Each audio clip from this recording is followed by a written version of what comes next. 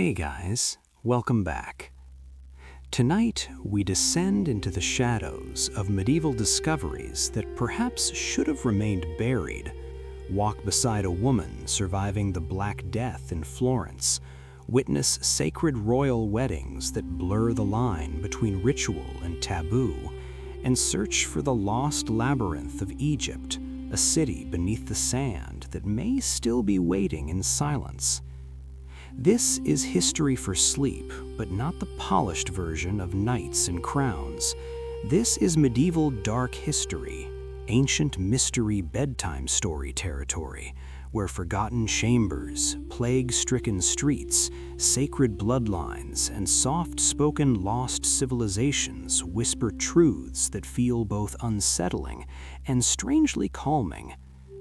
Somewhere between a sealed crypt and a desert ruin, between a candlelit manuscript and a buried labyrinth, lies the quiet reminder that the past was never simple. It was human, fragile, searching, just like us. And as we move through these creepy medieval discoveries we wish we never made, through plague Florence and ancient royalty dark secrets, let your breathing slow. Let the world outside soften. Because tonight, we are not chasing fear, we're exploring perspective. So before you get comfortable, take a gentle moment to like this video and subscribe, but only if these deep sleep history stories help you find peace, sleep better, or simply reflect on our shared journey through time. Now, close your eyes, let the noise of the present fade, and allow the echoes of lost civilizations to guide you quietly into the dark, where even the deepest mysteries eventually rest. So imagine that the candle has not yet burned out. The wax leans gently to one side, trembling in the cold breath of a stone corridor beneath the medieval abbey. You are still seated in that damp monastery chamber, listening to the faint crackle of timber beams above, when the silence shifts. In our modern age, archaeologists once descended similar spiral stairs, believing they were about to document an ordinary medieval storage cellar. It was meant to be another quiet entry in the archives of medieval discoveries, another footnote for a soft-spoken medieval documentary, perhaps even a calming chapter in what we now call history for sleep. But the moment the first iron ring was pulled and the heavy slab door groaned open, the air that escaped was not merely stale, it carried a memory. And memory, when trapped long enough underground, can feel almost alive. The lantern light revealed walls carved not with decorative flourishes, but with symbols scratched in haste. Repeated marks, desperate lines, and shapes that did not match any liturgical script known from medieval manuscripts. There were chains embedded directly into the stone, not attached later, embedded, as though the architecture itself had been designed to hold something in place. And then the bones. Human bones, yes, but arranged in positions that did not suggest ceremonial burial.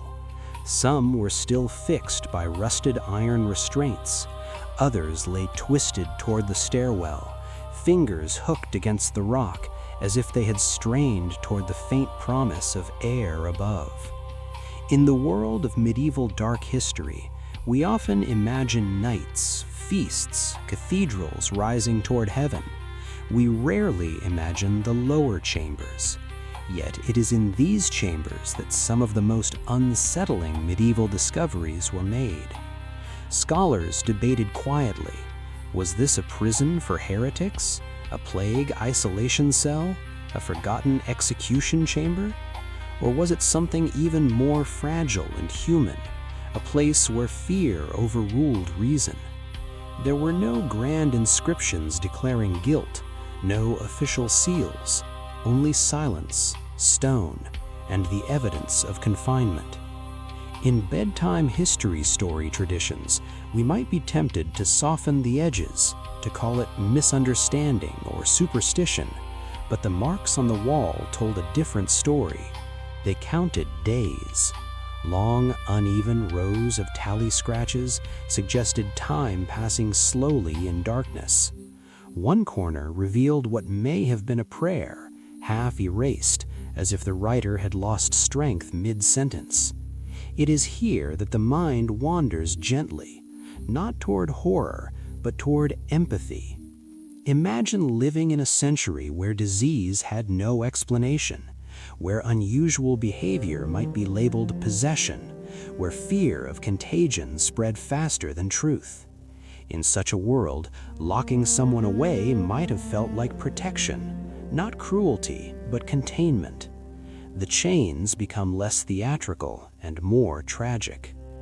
And as we sit quietly in this imagined crypt, listening to the distant echo of dripping water, we begin to understand that some creepy medieval discoveries we wish we never made are not frightening because of monsters, but because they reveal the limits of human knowledge. The archaeologists eventually cataloged every detail. The site was sealed again after careful study. Official reports were written in measured academic language. Yet even today, when researchers speak about that descent, their voices soften, because beneath the data and diagrams lies a simple truth: the past was not always certain of what it feared. As the candle flickers lower in our monastery chamber, we gently ascend those spiral stairs in our minds. The heavy door closes, the cold remains below, and in the quiet warmth above ground, we carry with us the uneasy awareness that medieval discoveries do not always illuminate. Sometimes they remind us how deeply darkness once shaped human decisions. The stone door has closed behind us, yet the air of the monastery remains cool and heavy with memory. Now imagine that we step not downward into earth, but sideways into a scriptorium where parchment rests beneath trembling candlelight. A wooden table stands at the center, scarred by decades of ink stains and careful hands. Upon it lies a rolled piece of aged vellum, tied with a thin cord darkened by time. It was cataloged as part of a routine archive restoration, another artifact among countless medieval discoveries destined for preservation. No one expected it to disturb the quiet rhythm of scholarly study.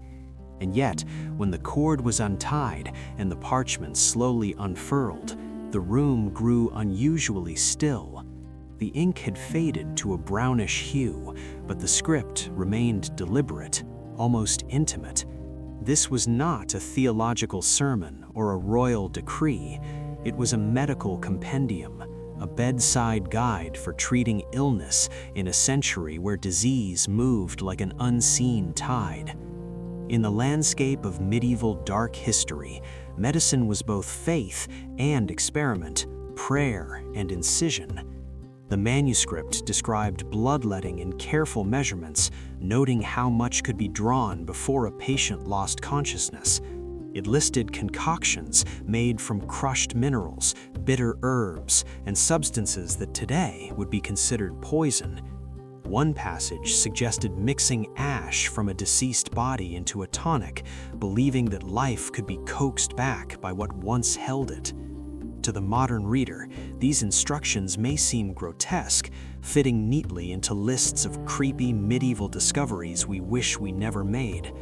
But if we linger in this candlelit room a little longer, the tone of the text begins to shift. The margins are filled with notes in smaller handwriting. For my brother, for the child who would not wake, tried on the widow from the southern fields. These are not the annotations of cruelty. They are records of desperation. In bedtime history traditions, we often soften the Middle Ages into distant folklore, yet here the fear feels immediate and human. Imagine watching someone you love burn with fever while possessing no knowledge of bacteria, no antibiotics, no certainty beyond prayer and inherited texts. Bloodletting, to them, was not barbaric spectacle, it was balance. The theory of humors guided every incision, every leech applied to pale skin. Remove excess heat, restore equilibrium, invite the body back to harmony. When a treatment failed, the scribe did not erase it. He added commentary. Too late, the swelling returned. God receive her. This quiet honesty transforms the manuscript from horror into testimony. It is easy in modern comfort to judge the past harshly, yet these pages reveal a truth that echoes through history for sleep narratives and soft-spoken medieval documentary reflections alike. Knowledge grows through error. The monks and physicians who followed these instructions believed deeply in their duty to heal. Their tools were limited not by indifference, but by the boundaries of understanding. The most unsettling discovery here is not the use of toxins or ash, but the realization that good intentions can coexist with suffering. As the candle flickers beside the open parchment, the shadows of the script seem to breathe gently across the wall. The letters are steady, almost beautiful in their precision. One final note appears near the end of the scroll. If this fails, there is nothing more I can give. There is no theatrical darkness in that sentence, only exhaustion, only the quiet grief of someone who has reached the edge of what their century allows. When modern archivists finished transcribing the text, they preserved it behind climate-controlled glass. Scholars reference it in discussions of medieval discoveries and the evolution of medicine, but those who have seen it in person often speak of a lingering weight in the room. Not fear, not revulsion, something softer, a recognition that in every era, humans do the best they can with what they know. As we gently roll the vellum closed in our imagination, tying the cord once more, the monastery grows quieter. The crackle of the fire in a distant hearth replaces the scratching of quills, and we carry with us a tender awareness. Sometimes the most haunting medieval dark history is not born of evil, but of love struggling against ignorance. The manuscript now rests quietly behind glass in our imagination, yet its instructions do not remain confined to parchment. They travel with us down a narrow cloister hallway where the scent of beeswax fades into the sharper tang of herbs crushed in mortar bowls. Here, beyond the scriptorium, lies the infirmary of the monastery. The room is modest, its stone walls, small windows admitting thin ribbons of winter light, a row of wooden cots where the poor and the abandoned have been laid gently beneath coarse wool blankets. In many history for sleep narratives, the medieval infirmary appears almost serene, a sanctuary of quiet prayer. But within the context of medieval discoveries and medieval dark history, this room also became a place of experimentation born from necessity. The monks who tended the sick were not villains in shadow. They were the closest thing their century had to physicians. And when illness swept through villages without explanation, the infirmary filled quickly. Fevers burned through bodies in waves, lungs rattled with unfamiliar coughs, wounds festered without the language of infection to describe them. In such a world, knowledge was gathered not through laboratories, but through observation and repetition. The manuscript we have just closed served as guide and companion. One brother would carefully apply leeches along the arm of a trembling patient, watching the color drain slowly from flushed skin. Another would mix bitter draughts, whispering prayers as he measured drops of tincture into clay cups. The line between remedy and risk was impossibly thin. Some treatments, recorded quietly in margins, appeared to ease suffering. Swelling subsided. A fever broke by dawn. In these moments, hope bloomed like fragile candlelight. But other attempts brought only silence, a stronger dose, a deeper incision, a longer bleeding. The body would weaken, the breath would slow, and the cot would be stripped by morning. In the gentle tone of a soft-spoken medieval documentary, we might describe these events as tragic misunderstandings of biology. Yet to those within the stone walls, they were acts of courage. The monks did not experiment for curiosity alone. They experimented because inaction felt like surrender. When a stranger arrived at the monastery gate, gaunt and coughing, turning him away would have meant certain death.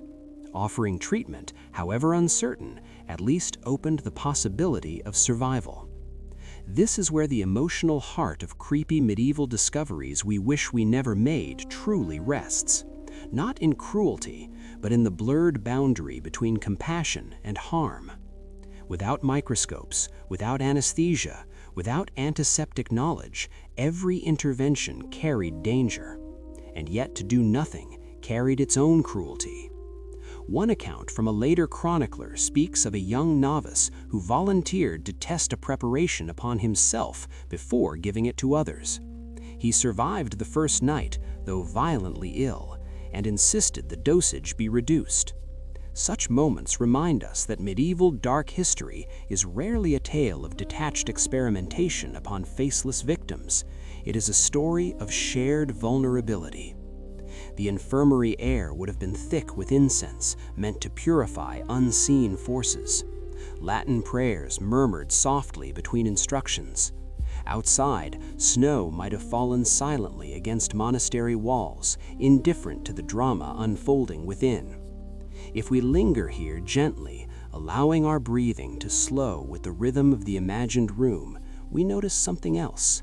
There is no triumphal music. No celebration of discovery, only endurance. Each patient represented a question the century could not fully answer. Each death, a lesson etched quietly into memory. Over time, certain methods were abandoned, others refined. The painful path of trial and error, so central to the story of medicine, was carved here in small, unrecorded sacrifices. As modern readers seeking a bedtime history story that soothes rather than shocks, we can allow ourselves to release judgment. Instead, we recognize the universal human pattern. Faced with darkness, people reach outward. They try, they fail, they try again, and in doing so, they inch knowledge forward, even when the cost is heavy. The infirmary door creaks softly as we step back into the cloister. Behind us, the cots are empty now, preserved only in memory. Ahead lies the quiet courtyard, where the evening sky deepens into blue. The experiments have ended, but their echoes remain woven into the broader tapestry of medieval discoveries. And as we breathe in the cool air, we begin to sense that the final and most unsettling question has not yet been asked. We step out into the monastery courtyard, and for a moment the sky feels wider than it did below stone ceilings. Evening settles slowly, blue fading toward indigo, and the first star appears above the bell tower. The infirmary door closes behind us with a softened thud, and yet the echoes of what we have witnessed remain suspended in the cool air. The crypt beneath the abbey, the manuscript inked with desperate remedies, the quiet experiments carried out in faith rather than certainty.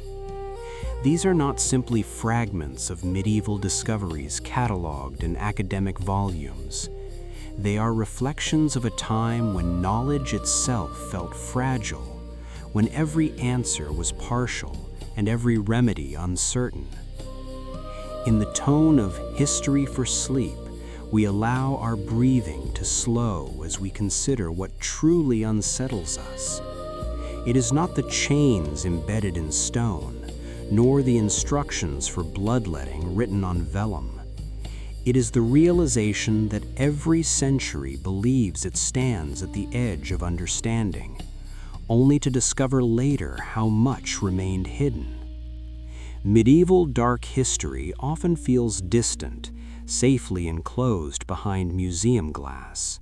Yet the emotional core of creepy medieval discoveries we wish we never made is not confined to the past. It whispers a quiet question into the present. What truths do we hold now that future generations may regard with the same uneasy tenderness? Imagine the monks extinguishing their candles one by one. The courtyard empties. The wind moves gently along cloister arches. In the silence, knowledge rests unfinished. The medieval world did not know it was medieval. It believed itself modern, just as we do. The people who locked the crypt believed they were protecting their community.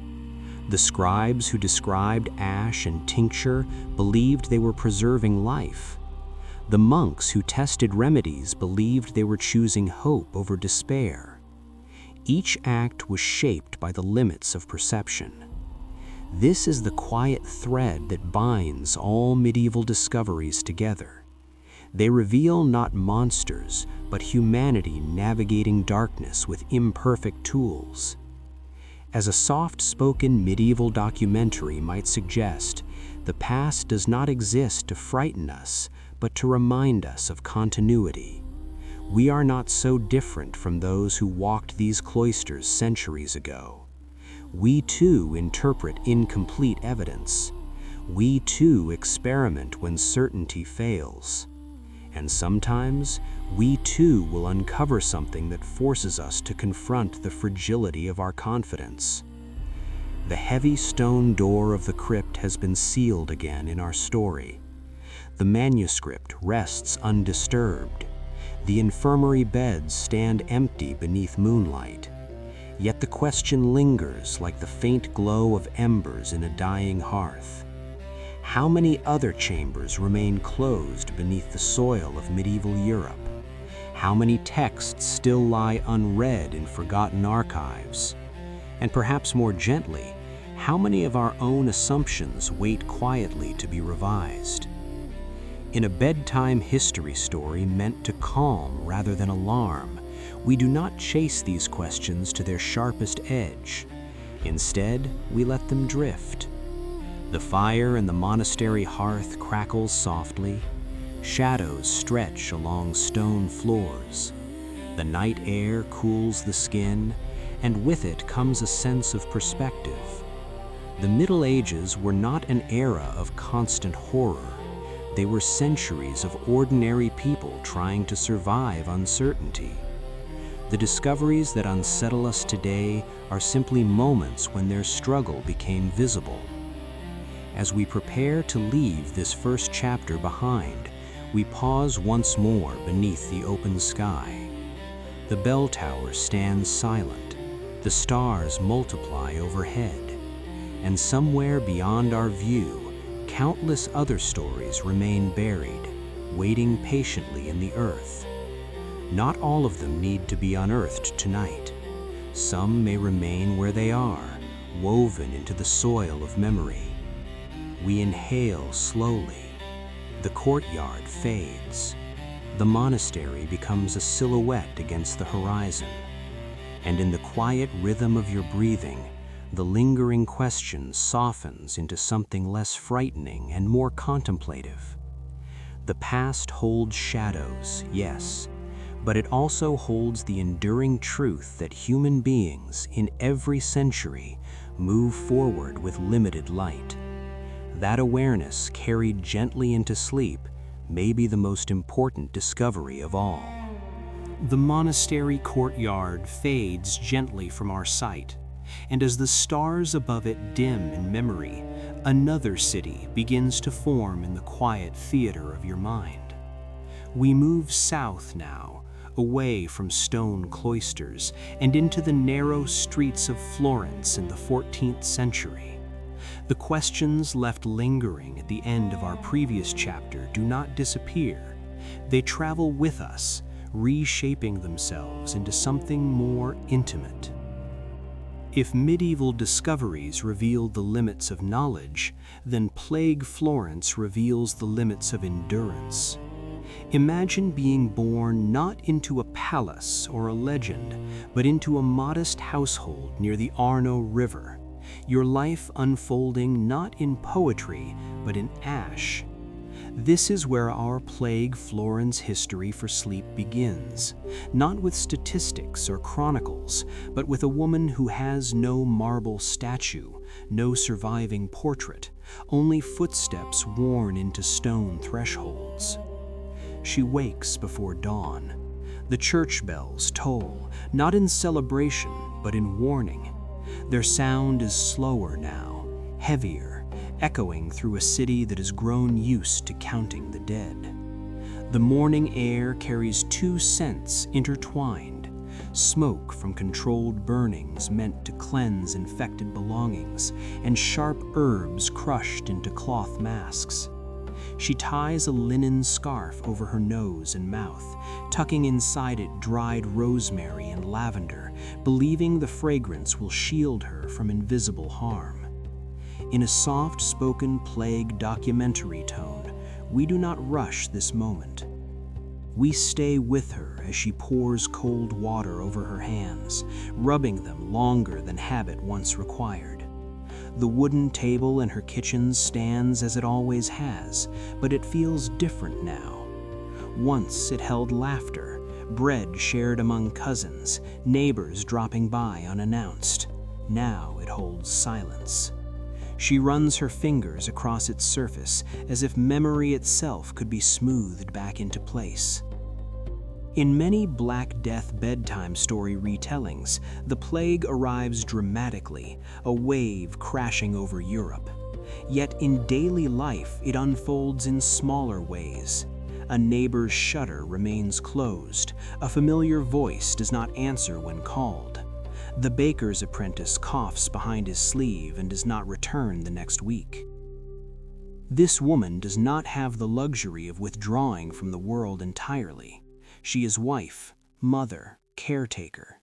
The tasks of medieval woman daily life do not pause for catastrophe. Dough must still be kneaded, water still drawn, floors still swept. And so her mourning continues with careful restraint. She listens more closely now. Every cough in the alley feels amplified. Every rumor of contagion travels faster than fact. She has heard of physicians who speak of corrupted air, of divine punishment, of stars misaligned. She does not argue theology. She measures survival in smaller increments. Does her child's forehead feel warm? Has her husband's breathing changed in the night? The bells toll again. A cart passes, wheels grinding against stone. She does not look out the window immediately. There is a discipline in not looking, in preserving a thin layer of normalcy. When she finally steps onto the narrow balcony, the city appears both unchanged and utterly altered.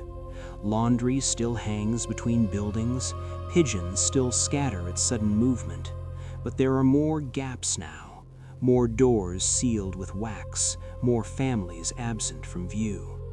In this quiet, her strength does not roar, it steadies. She folds cloth, she stirs broth, she whispers a brief prayer not for miracles, but for another ordinary day. As we settle into this Plague Florence history for sleep, we understand that the drama of the Black Death is not only in its scale, but in its intimacy. It presses into kitchens and courtyards, into the private rituals of washing and waiting. Our chapter opens not with spectacle, but with smoke rising gently into a pale Tuscan sky, carrying with it both fear and resilience. By mid-morning, the smoke has thinned, but the tension has not. The narrow streets of Florence carry sound in strange ways now, as though every footstep lingers longer against the stone. She wraps her shawl tighter and steps toward the marketplace, a woven basket resting against her hip. Once, the market was a place of noise and bargaining, of overlapping voices and bright fabrics. Now it feels measured, restrained, like a city holding its breath. Stalls stand farther apart than before. Some are simply gone, their owners absent without explanation. In A Black Death bedtime story told softly, the marketplace is not chaotic but subdued. Buyers avoid brushing sleeves, sellers speak from a distance, eyes linger on faces, searching for signs no one can fully define. She approaches a vendor selling onions and coarse bread.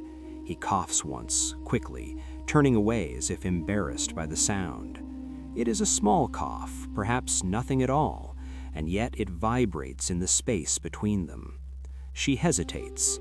The coins in her palm feel heavier than usual. If she buys from him, she pays less. If she walks farther, to a merchant whose clothes appear cleaner and whose stall is less crowded, she will pay more than her household can comfortably afford. The decision unfolds in silence. Medieval woman daily life has narrowed into such calculations. Not grand philosophical debates, not dramatic confrontations with fate, but tiny pauses where survival hides in plain sight. She studies the vendor's hands. Are they trembling? Does his skin look pale beneath the morning light? She cannot see what travels through breath or blood. She can only interpret what her senses allow. Around her, other women move with similar caution. A mother pulls her child back when another family draws too near. A man leaves coins on a cloth rather than placing them directly into a seller's hand. These gestures are subtle, almost polite, yet they carry the weight of life and death.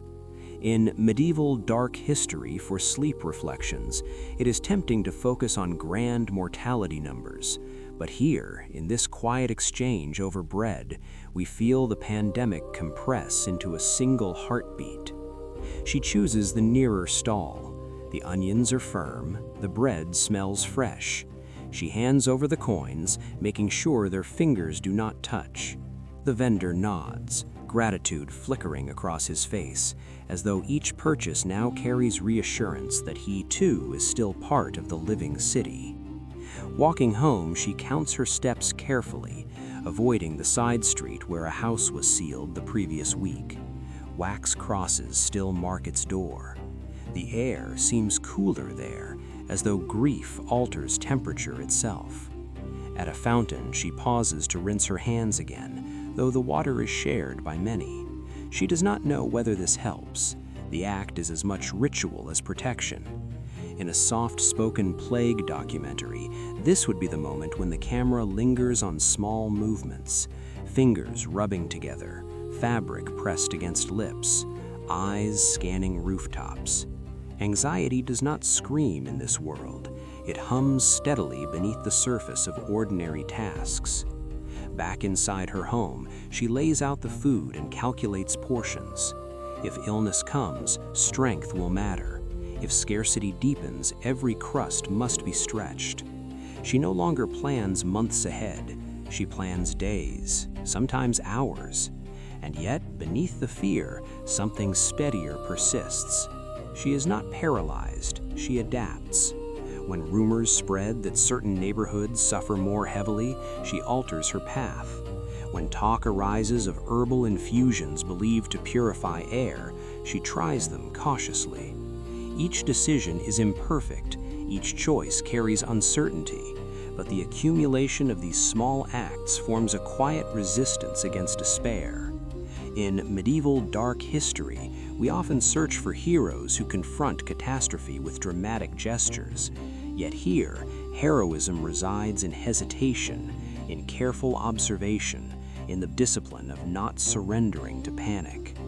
The market empties gradually behind her.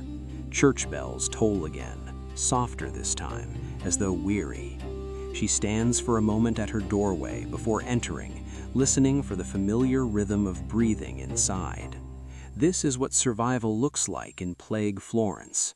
Not triumph, not certainty, just the willingness to make one careful choice after another, even when no choice feels entirely safe.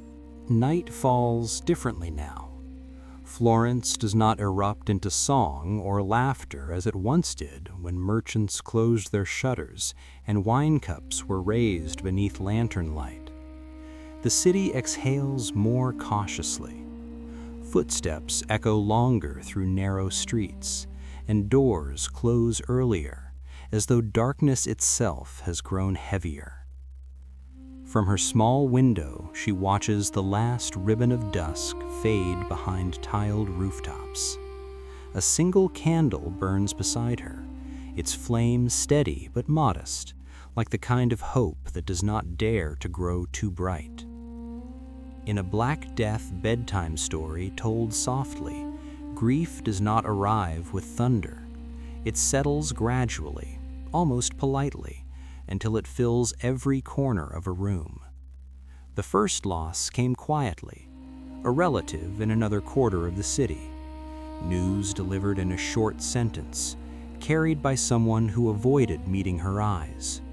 There had been no elaborate funeral, no long procession, only a hurried blessing and a body taken away before dawn. She had stood still after hearing it, absorbing the words as if they were fragments of glass.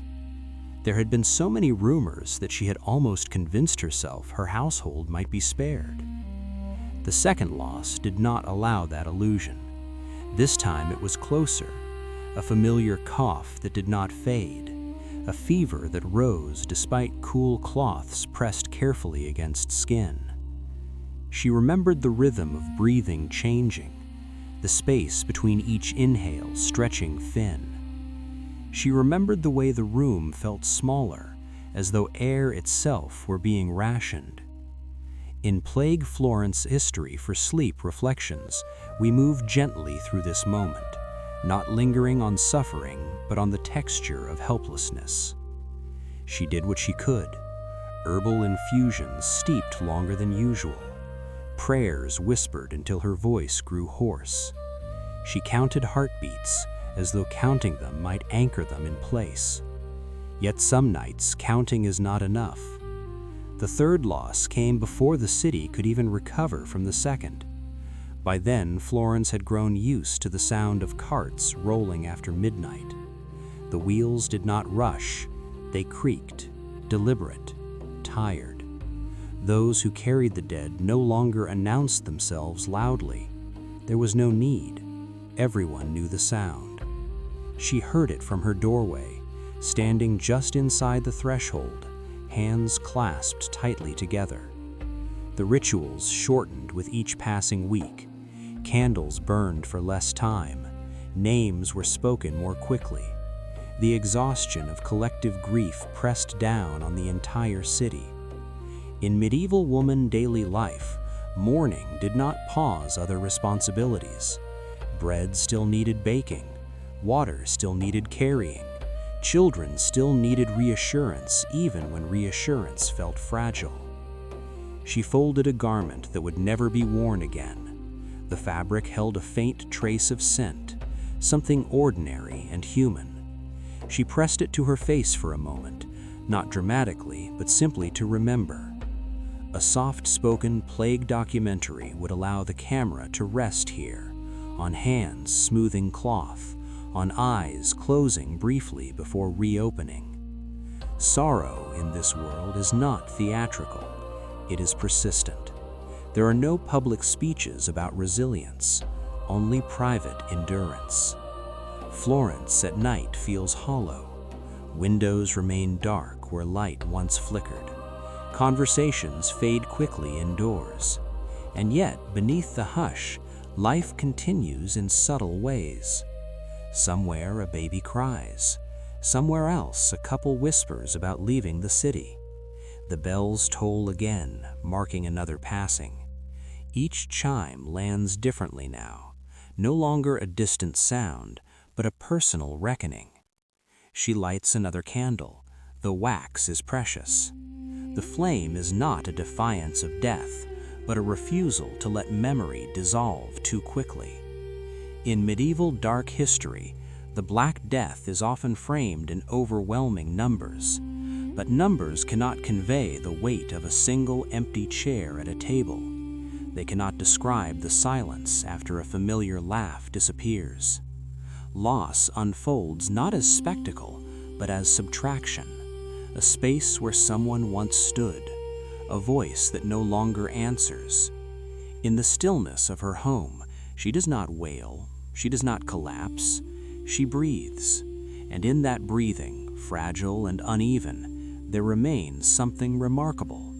Not hope in grand promises, not certainty of tomorrow, but the stubborn continuation of life itself. Time does not announce when it begins to soften grief. It moves almost invisibly, like the slow turning of light across a Florentine wall. Seasons shift.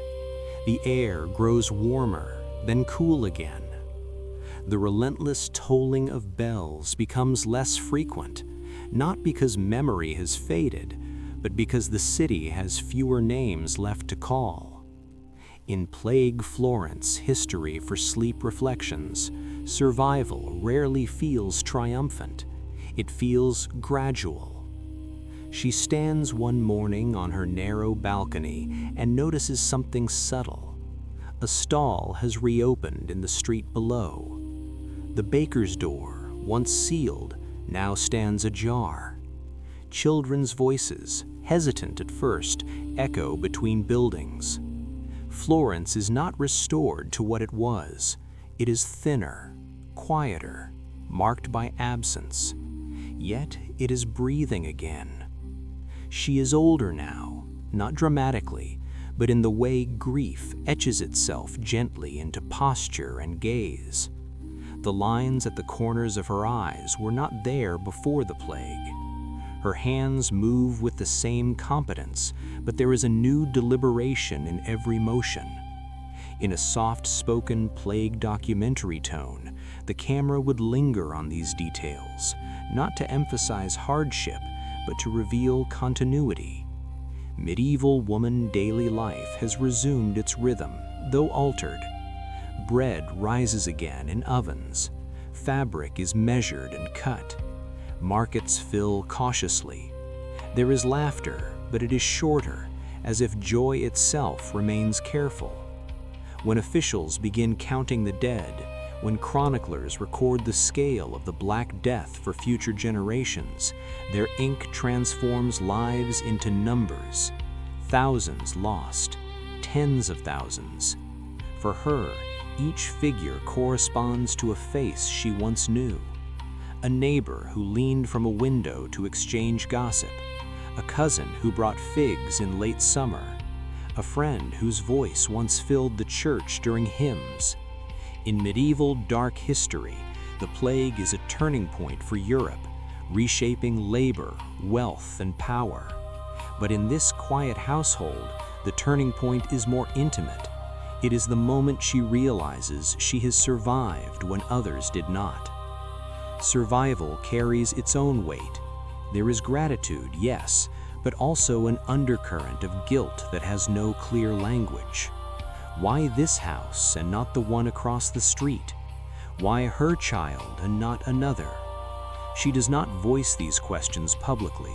They remain private meditations as she sweeps her floor or kneads dough. In a Black Death bedtime story told gently, resilience does not come as a single dramatic revelation. It appears in repetition, in rising each morning even after loss, in tending a small garden patch behind the house, in teaching a child to read simple prayers by candlelight. Florence begins to transform in ways subtle yet profound. With fewer workers, labor gains new value. With empty homes, space opens. Opportunities shift quietly beneath the visible surface.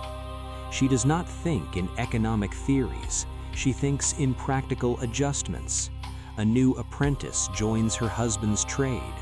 A widow next door begins sewing for income rather than relying solely on relatives. The city's suffering has altered its structure, and she adapts along with it. One evening, she steps onto her balcony once more. The Arno reflects fading sunlight. Church bells ring, not in mourning this time, but in ordinary rhythm. The sound feels almost unfamiliar in its simplicity. She rests her hands on the railing and inhales deeply. The air no longer smells of constant smoke. There are still memories, still empty chairs, still garments folded and stored away, but there is also the undeniable presence of continuation. No poet writes her name, no statue honors her endurance, yet she stands as a bridge between two worlds, the Florence before Plague and the Florence after Plague. In Plague-Florence History for Sleep, this quiet figure embodies something essential. History does not move forward solely through kings and generals. It moves through unnamed individuals who persist. She does not call herself heroic. She does not frame her survival as extraordinary.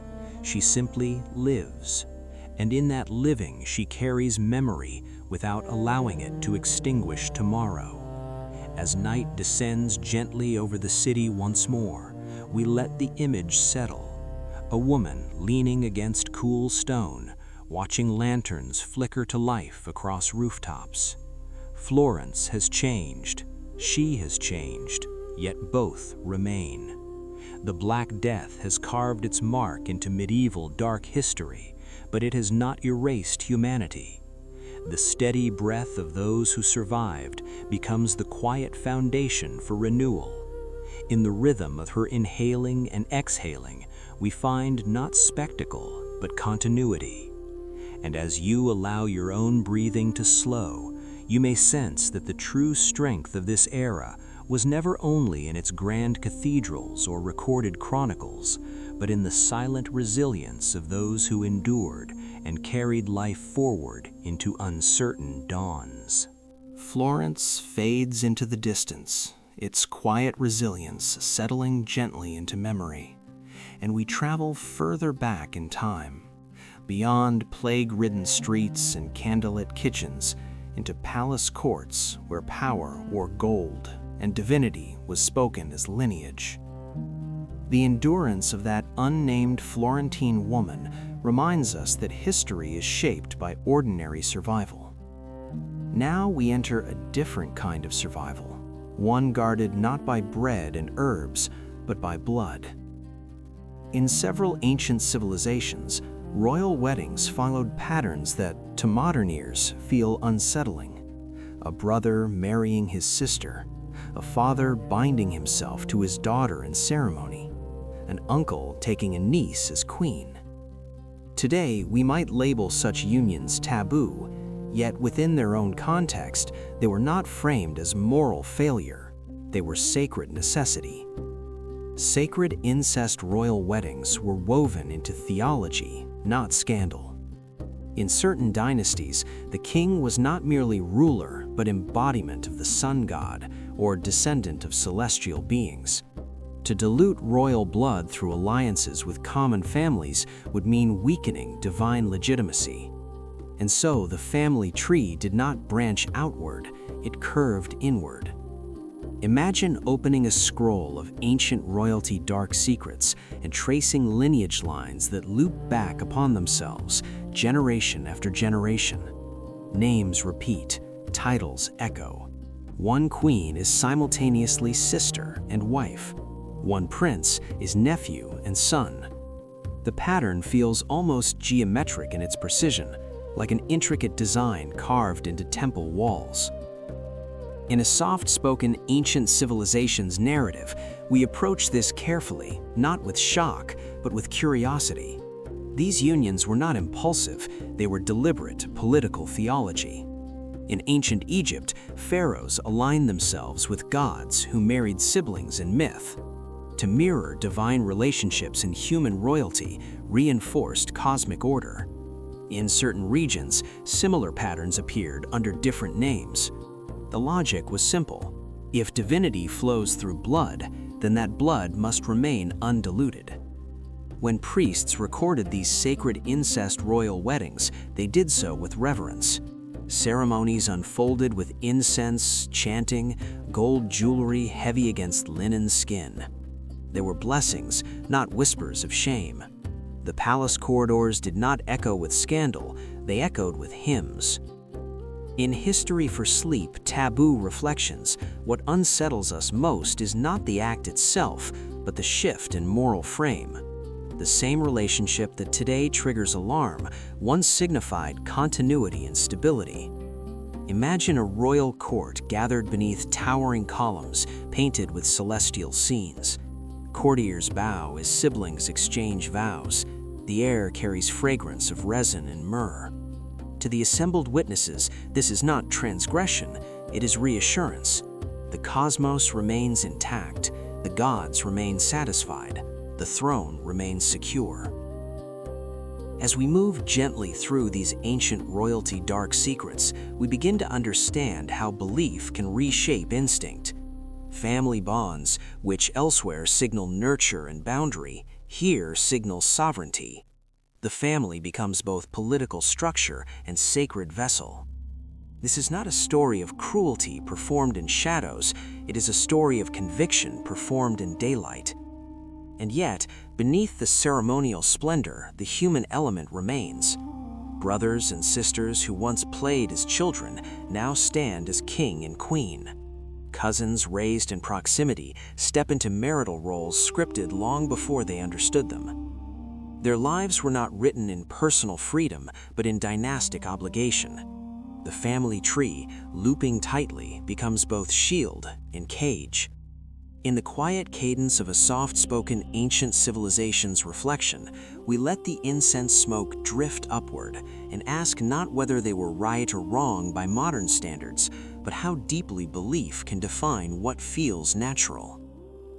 Power, divinity, and blood intertwined until separation seemed impossible. And as the palace torches flicker against stone walls, we begin to understand that what appears taboo to us once functioned as sacred architecture of empire.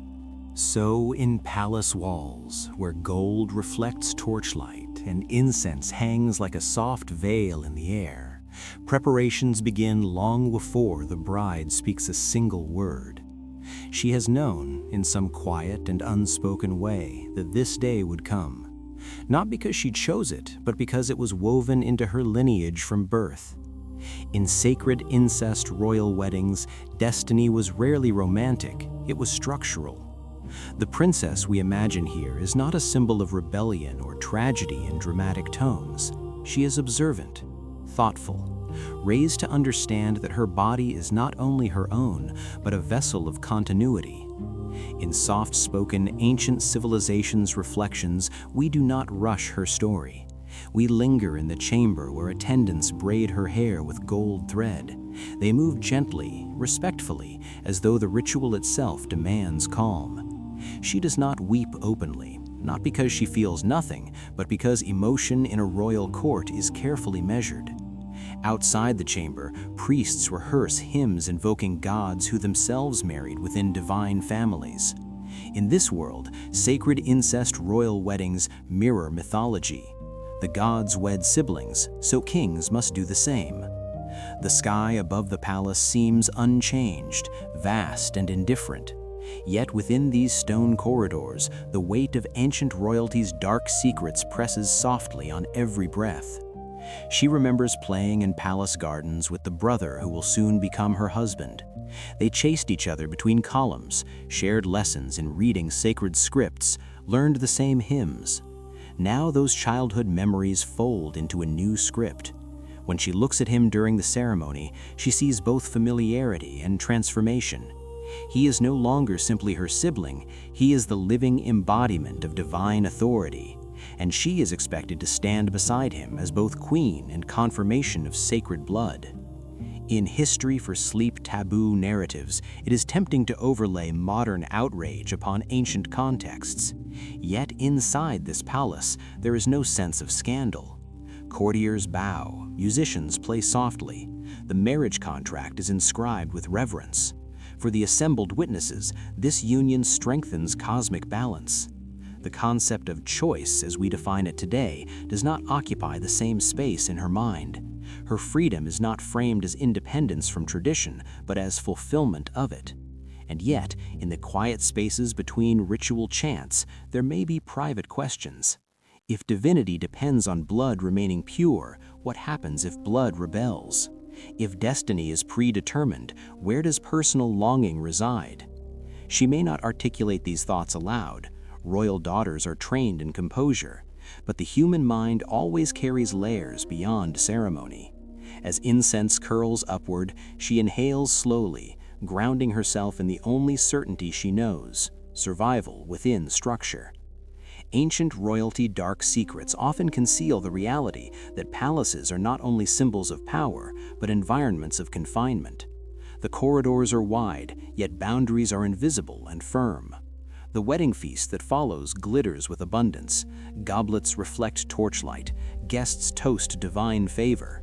The marriage bed awaits as continuation of ritual rather than private romance. In soft-spoken ancient civilization's tone, we understand that this bride's experience is not singular. Across dynasties and regions, similar ceremonies unfolded, each framed as sacred necessity. Her story is not loud. It is not filled with dramatic defiance. It is quieter. It is the steady acceptance of a role defined long before her birth. As night deepens beyond palace walls, she may step briefly onto a balcony, looking toward constellations her tutors once described as ancestral guardians. The sky does not shift for her wedding. Stars remain steady. In that stillness, she confronts a paradox. She stands at the center of power, yet her personal path has been mapped by others. Sacred incest royal weddings are remembered today as taboo, but for her, they were architecture, not chosen bricks, but bricks nonetheless. And as we move gently through this history for sleep taboo reflection, we allow empathy to replace judgment. Not endorsement, not condemnation, but recognition of how deeply context shapes human experience. Generations pass quietly within palace walls, and what once felt unshakable begins, almost imperceptibly, to shift. The torches still burn along colonnades. Priests still chant invocations to gods whose myths justify sacred incest royal weddings. Gold still gleams against carved stone. Yet beneath ceremony and certainty, something more fragile begins to surface. Time, which strengthens dynasties in legend, also tests them in flesh. In soft-spoken ancient civilizations' reflection, we move gently from ritual into reality. The family tree that curved inward now reveals its hidden cost. Children born into these unions sometimes carries subtle differences at first. A hand that trembles more than expected, a jaw shaped slightly out of proportion, a weakness that lingers through seasons while others grow robust. In ancient royalty, dark secrets, recorded in fragments of medical papyri or court chronicles, there are hints of confusion. Priests continue to declare divine favor, yet healers quietly note patterns they do not fully understand. Why do certain ailments repeat? Why do some heirs fail to thrive despite abundant food and protection? No one speaks of genetics. The language does not yet exist. Instead, explanations drift toward omens, divine displeasure, planetary misalignment. In history for sleep taboo contemplation, the tension here is not dramatic rebellion, but subtle contradiction. The very structure designed to preserve sacred blood begins to reveal biological limits. Nature does not bend to theology. It follows its own quiet laws. Over successive reigns, some royal lines grow more physically distinct. Portraits carved into temple walls show elongated faces, pronounced features, expressions that feel almost strained. To modern observers, these images become evidence. To those living then, they are simply likenesses of rulers believed to carry divine essence. Court physicians attempt remedies, herbal infusions, ritual purification baths, whispered prayers at bedside. They work within the framework allowed to them. It would be unthinkable to question the marriage customs directly. The stability of empire rests upon them, and so sacred incest royal weddings continue, even as bodies tell a different story. This is not a narrative of immediate collapse. Dynasties do not crumble overnight because of one union. Power often persists despite weakness, but subtle vulnerability accumulates. A child born frail struggles to command armies. An heir prone to illness cannot travel far beyond palace grounds. Advisors grow more influential, sometimes more powerful than the ruler they serve. In soft-spoken, ancient civilization's tone, we allow empathy to remain present. These children did not choose the architecture of their ancestry. They inherited it. Just as the Florentine woman inherited plague-era uncertainty, these princes and princesses inherit sacred obligation. Biology does not recognize crowns. It responds only to variation and diversity. When diversity narrows too tightly, resilience narrows with it. Ancient royalty dark secrets are not always about scandal or intrigue. Sometimes they are about misunderstanding natural law. The priests continue chanting beneath painted ceilings. Incense rises. Festivals celebrate divine continuity. Yet within private chambers, concern flickers. A queen may watch her newborn more closely than she lets others see. A king may consult physicians more often than tradition would advise. The official narrative remains intact. The gods are pleased. The blood remains pure. But the human body, bound by invisible patterns, cannot be persuaded by decree. In History for Sleep Taboo Meditation, we sense the quiet irony. What was designed to preserve strength gradually introduces fragility. The sacred logic of containment meets the universal logic of life. Neither side argues loudly. They coexist until the strain becomes visible across generations. As night settles over palace courtyards once more, we imagine a ruler standing alone beneath the stars. He carries titles that link him to gods, yet he feels the weight of something he cannot name. Perhaps he senses that power sustained by myth must also answer to the laws of nature. The statues carved in his likeness may endure for centuries. His bloodline, however, depends on forces beyond divine rhetoric. And in that realization, ancient royalty dark secrets become less about taboo and more about human limitation. Centuries pass, and the palaces that once guarded sacred bloodlines grow silent. Sand gathers in courtyards where priests once chanted. Paint fades from murals that celebrated divine marriages. What remains are fragments. A statue with its nose worn smooth by wind. A sarcophagus carved with symbols few can now fully read. Visitors walk through these ruins today, pausing for photographs, reading small plaques that summarize dynasties in a paragraph.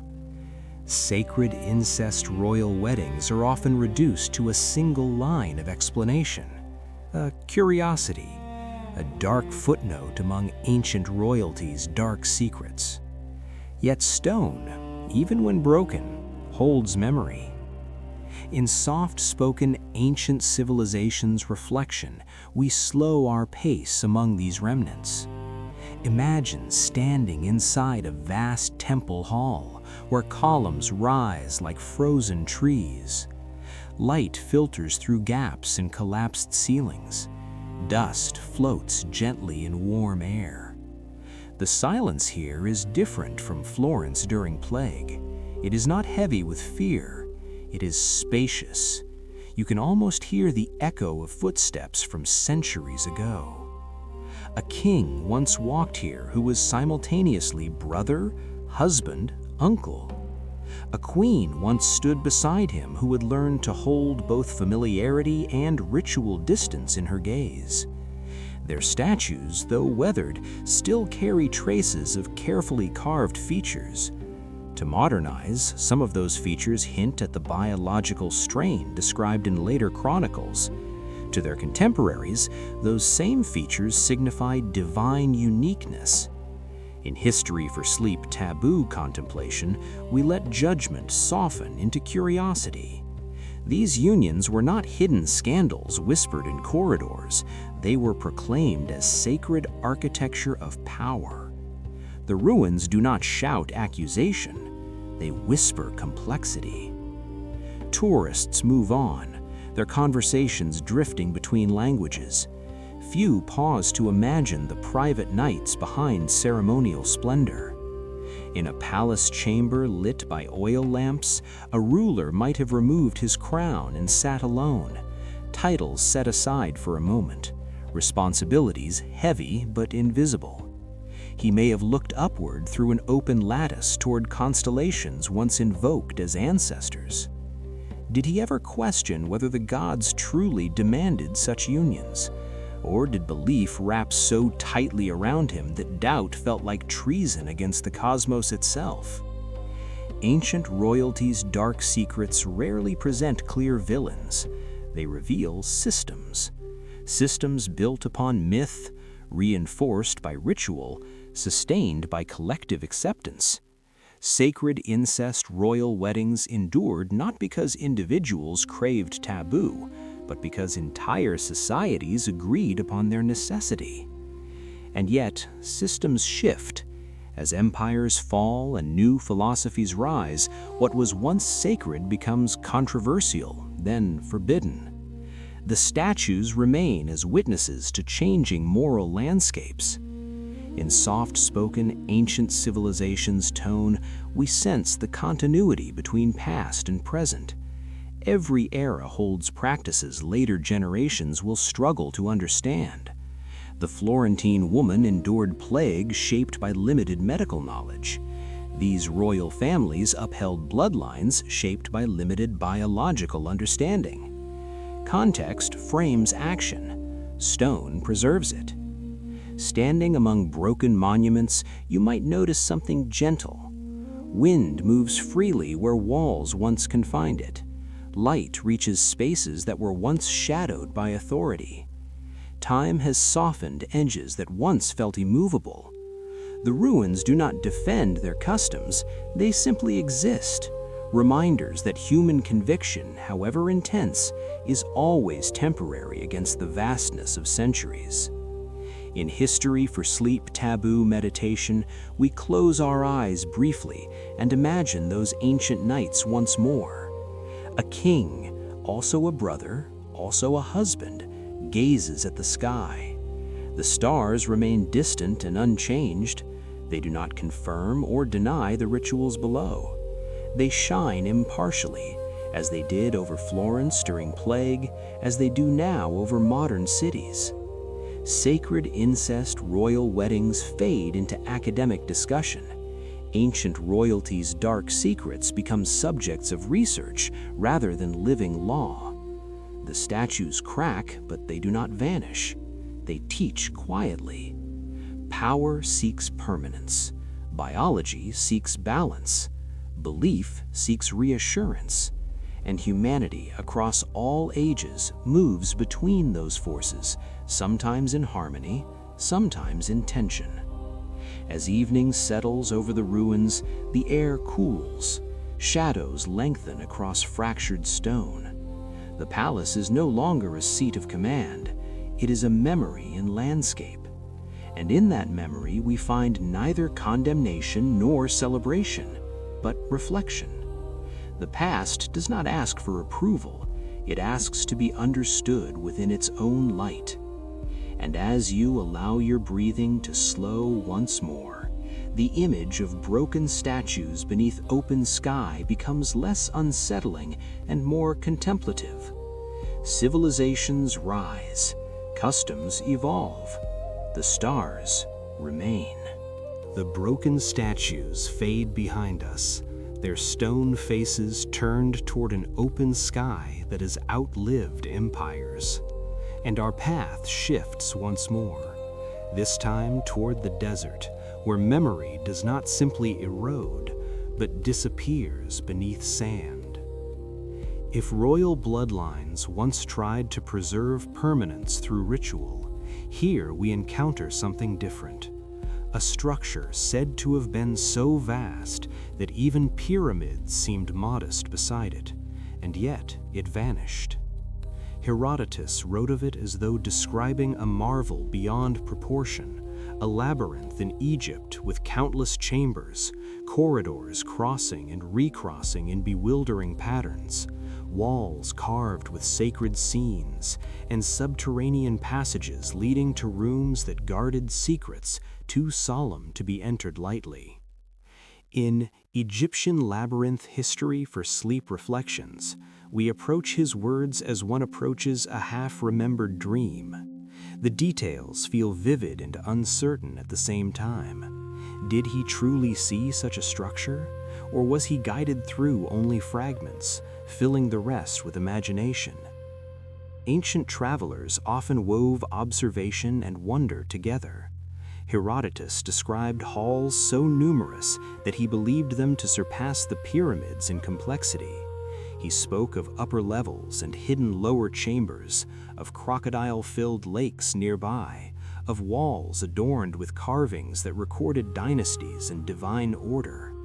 The lost labyrinth of Egypt becomes less a building and more a sensation, a memory preserved in ink long after stone may have crumbled.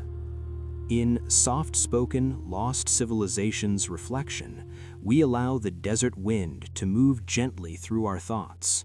Imagine standing in ancient Egypt beneath a pale sky, hearing a guide gesture toward an entrance descending into shadow. Torches flicker, the air cools as you step downward. Each turn reveals another passage.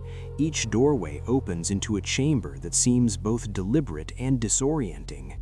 It is said that some rooms were reserved for priests, others for records, still others for rites linked to the afterlife.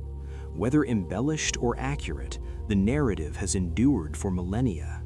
That endurance alone suggests something remarkable once stood there. In ancient mystery bedtime story tradition, labyrinths symbolize more than architecture. They represent the human desire to map complexity. A labyrinth is both path and puzzle, an invitation and a warning. Herodotus claimed that he was allowed to see only certain portions, that the deepest chambers were forbidden. Forbidden spaces often linger longest in cultural imagination. The idea that knowledge may lie just beyond reach gives the lost labyrinth of Egypt its quiet power. We picture carved pillars casting long shadows, hieroglyphs tracing sacred genealogies, chambers echoing with ritual chants that no longer resound. Yet when modern visitors travel to the region Herodotus described, they do not find an obvious monumental entrance waiting beneath dunes. They find fields, villages, fragments of stone blocks, and the persistent silence of desert. In Egyptian Labyrinth History for Sleep Contemplation, the tension rests between testimony and absence. A historian records magnificence. Centuries later, the earth offers only partial confirmation. Was the labyrinth dismantled, buried deliberately, gradually consumed by time? Or does it still exist, hidden beneath layers of sediment and settlement, its corridors intact but unreachable? The mind drifts between possibilities. In soft-spoken Lost Civilizations reflection, the labyrinth becomes less about proof and more about wonder. Not every ancient account survives in full clarity. Some hover at the edge of fact and myth, inviting us to listen rather than conclude. As night settles gently over imagined desert plains, we sense that the labyrinth, whether stone or story, continues to exist in the space between memory and mystery. So, if Herodotus left us with an image that feels like a half-remembered dream, then the centuries that followed became a long waking search beneath an unforgiving sun. Maps were unrolled across wooden tables in dim expedition tents. Fingers traced lines along the Nile, circling regions near Hawara where some believed the lost labyrinth of Egypt might once have stood.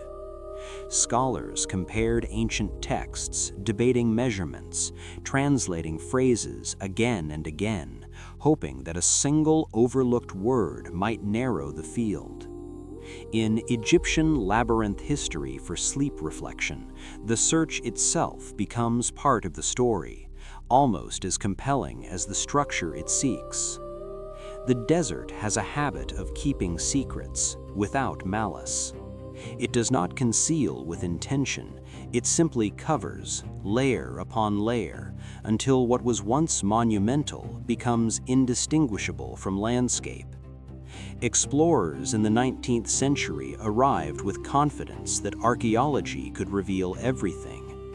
They measured ruins near pyramid complexes, noting foundations and scattered blocks that hinted at large administrative buildings. Some believed they had found remnants of the labyrinth described by Herodotus, perhaps part of a vast mortuary temple complex associated with Amenemhat III. Others disagreed, arguing that the scale did not match the grandeur of the ancient account.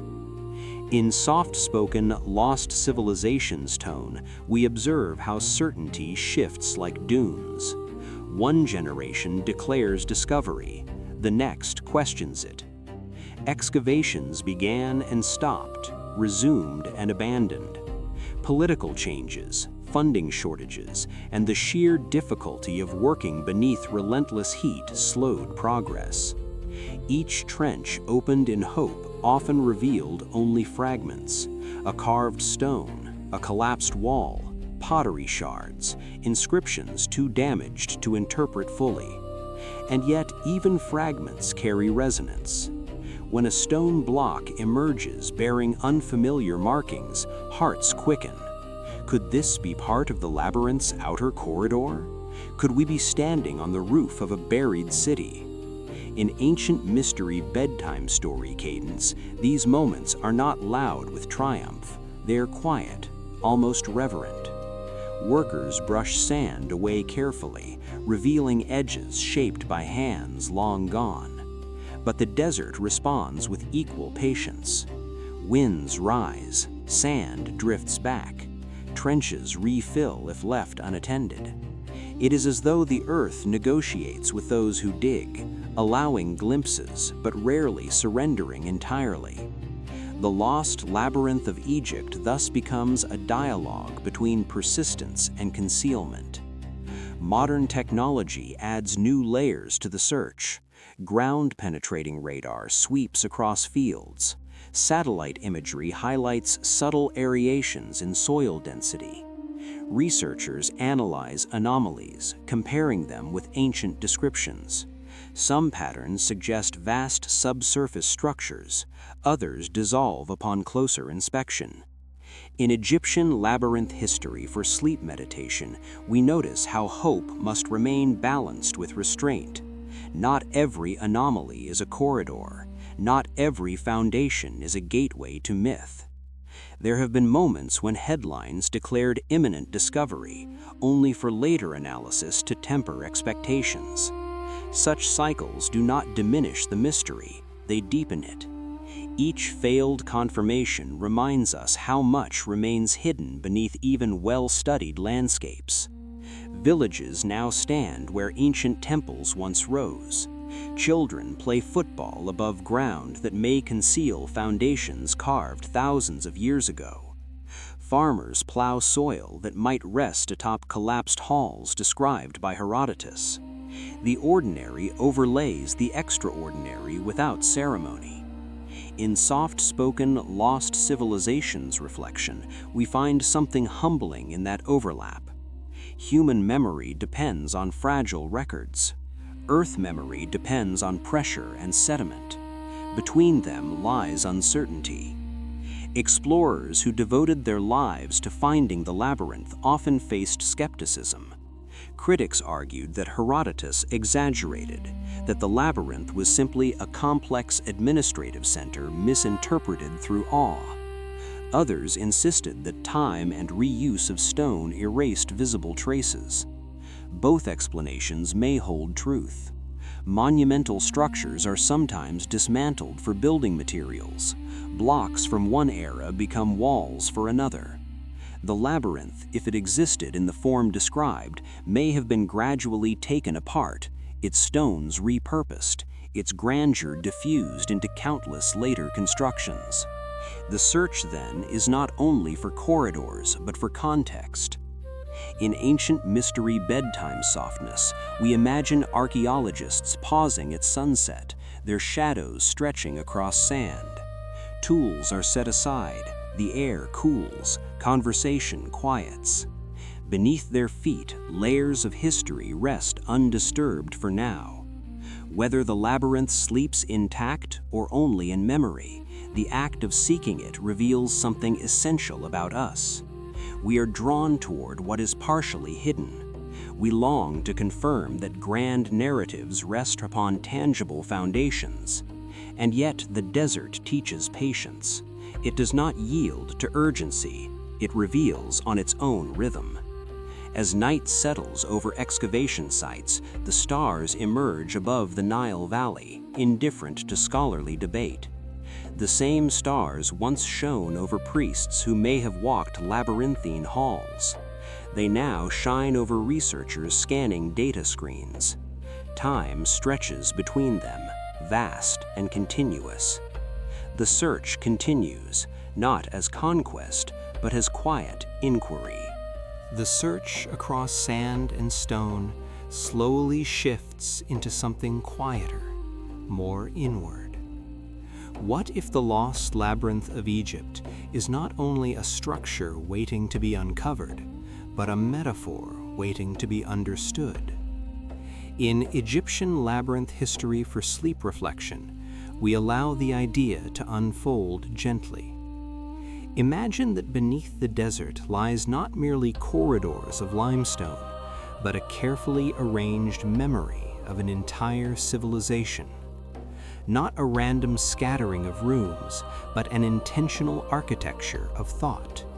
Each chamber dedicated to a theme: kingship, astronomy, burial rites, engineering, medicine, mistakes. Each hallway connecting ideas the way synapses connect thoughts inside a living mind. In ancient mystery bedtime story softness, the labyrinth becomes less a physical puzzle and more a grand archive.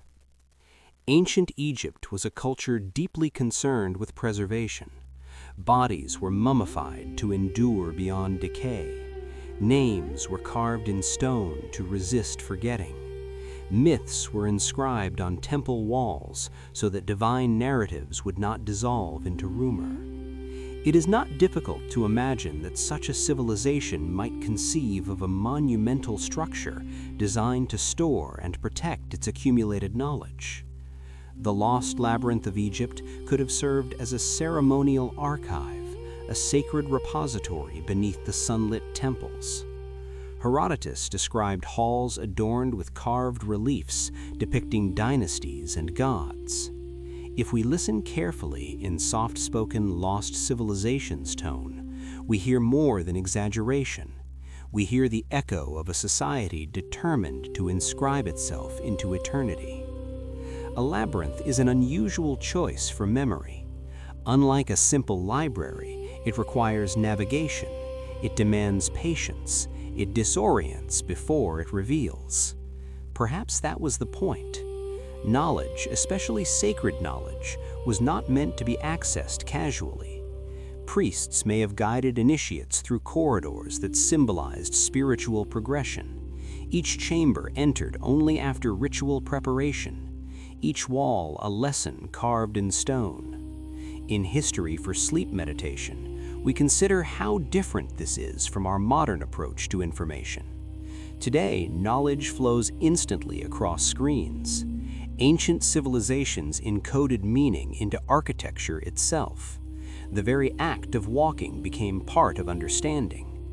If the labyrinth existed in such a form, then losing it would mean more than losing a building. It would mean losing a map of how that society organized reality. Modern archaeologists search for foundations, but what if the most significant aspect of the labyrinth cannot be detected by radar or satellite? What if its true architecture resides in fragments scattered across texts, temples, and tomb inscriptions? In Egyptian Labyrinth History for Sleep contemplation, we imagine the labyrinth as a distributed memory system, part of it buried, part of it dismantled, part of it translated imperfectly by historians. A civilization's memory does not vanish all at once. It erodes, diffuses, and reappears in altered forms. We see echoes of ancient Egyptian cosmology and later philosophies, in symbolic geometry, in myths retold by neighboring cultures. Perhaps the labyrinth was both literal and symbolic, a physical manifestation of the mental labyrinth every society constructs to make sense of existence. In ancient mystery bedtime story cadence, this possibility feels less unsettling and more profound.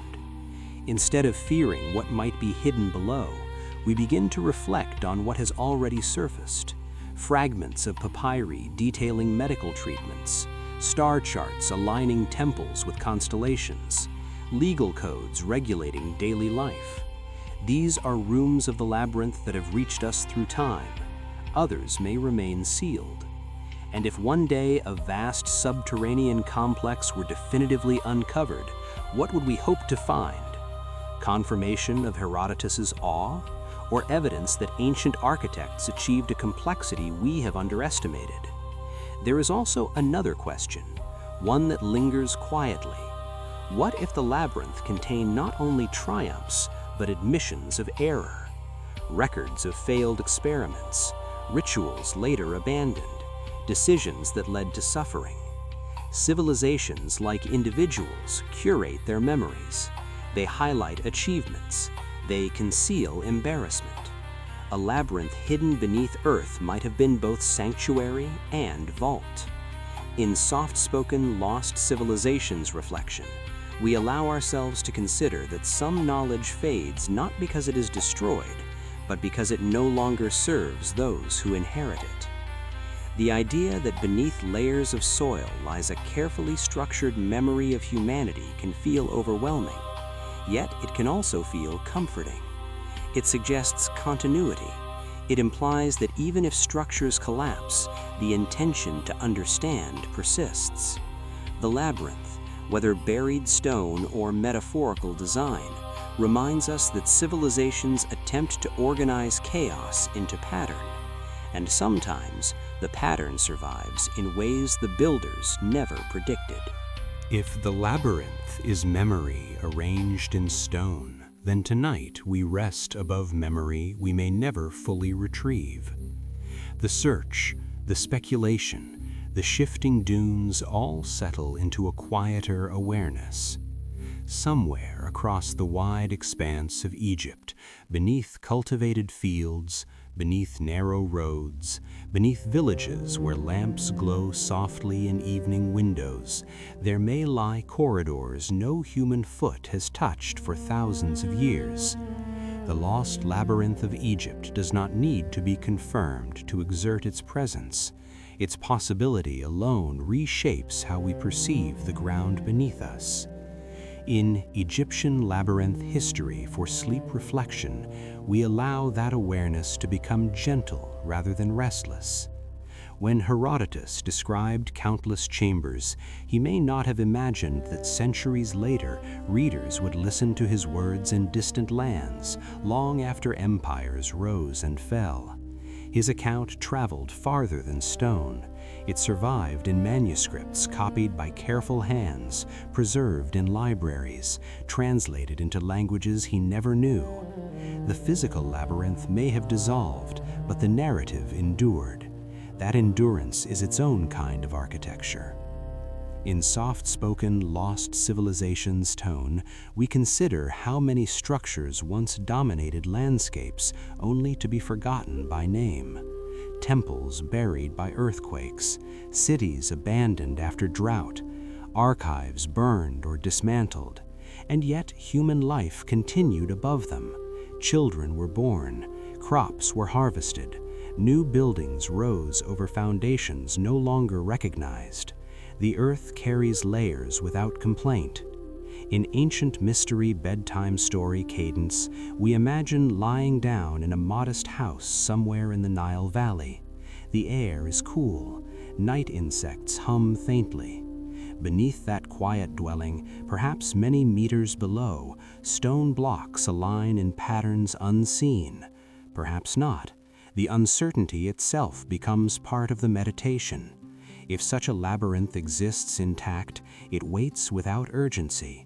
It does not demand discovery. It does not send signals upward. It simply rests in darkness, preserved by time. Modern life moves quickly above ancient ground.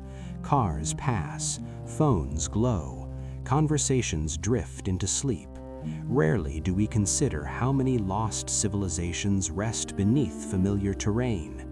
The Egyptian labyrinth history for sleep contemplation invites a different rhythm, a slower awareness that every landscape is layered, that what appears solid and final may be provisional. The labyrinth, whether literal or legendary, teaches humility. We do not know everything that lies below us. We may never know, and that realization can soften anxiety rather than sharpen it. There is comfort in understanding that even grand mysteries eventually fade into broader perspective. The Florentine woman endured plague without certainty. Royal families enacted rituals believing in divine necessity. Archaeologists search without guarantee. In each case, life continued despite incomplete knowledge. If the labyrinth is never found in its full extent, the world will not collapse. If it is found, the world will not be transformed overnight. It will be studied, debated, contextualized, and gradually integrated into human understanding. Either outcome affirms continuity rather than rupture. In soft-spoken, lost civilizations reflection, we sense that mysteries do not exist to unsettle us endlessly. They exist to remind us that we are part of a long, unfolding story. The earth beneath your bed tonight is older than memory. Beneath it may lie foundations of structures no longer named. Beneath those, older sediments still, layer upon layer, like chapters closed but not erased. The lost labyrinth of Egypt becomes a symbol not of fear, but of proportion. If entire architectural wonders can vanish into obscurity, then the worries carried in a single day are light by comparison. Time absorbs both triumph and trouble. In ancient mystery bedtime story softness, we allow the image to settle, a vast, silent network of chambers beneath desert and village alike, undisturbed, unhurried. Above it, the modern world exhales. Stars shimmer across the sky just as they did when Herodotus listened to guides recounting marvels. They shine over pyramids, over buried foundations, over homes where listeners now drift toward sleep. The labyrinth may remain hidden, the narrative may remain open, and that openness is not a threat. It is an invitation to rest within uncertainty, to accept that not every corridor must be walked, not every chamber illuminated. Some mysteries can remain beneath the sand while we close our eyes, aware that history surrounds us, supports us, and ultimately outlasts us.